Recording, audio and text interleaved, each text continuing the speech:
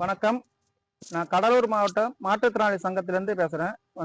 மாண்புமிகு தமிழக முதலமைச்சர் அவர்கள் நேற்று முன்தினம் கடலூர் மாவட்டத்துல விழுதுகள் அப்படின்ற ஒரு அலுவலகத்தை ஓபன் பண்ணியிருக்காரு. நாட்டாமை பில்டிங்ல என்ற இடத்துல அவர் ஓபன் பண்ணியிருந்தாரு. அது எங்க இருக்குன்றது எங்களுக்கு தெரியாம நான் ஒரு 2 நாளாவே நேற்றுல இருந்து 2 நாளாவே அதை தேடிட்டு இருந்தக்குள்ள இன்னைக்குதான் அதுக்கான அடையாளம் கிடைச்சது.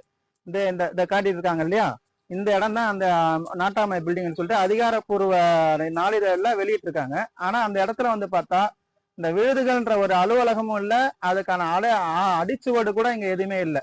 இந்த இடம் பாத்தீங்கன்னா நீங்க சுத்தி பாக்குறீங்க, குப்பை இந்த பாழடைஞ்ச கட்டடம் தான் இருக்கு தவிர இதை 14 கோடி ரூபாய் செலவுலன்னு சொல்லி மாண்புமிகு தமிழக முதலமைச்சர் அவர் இந்த இடத்துல விழுதுகள் சொல்லி ஓபன் பண்ணியிருக்காரு.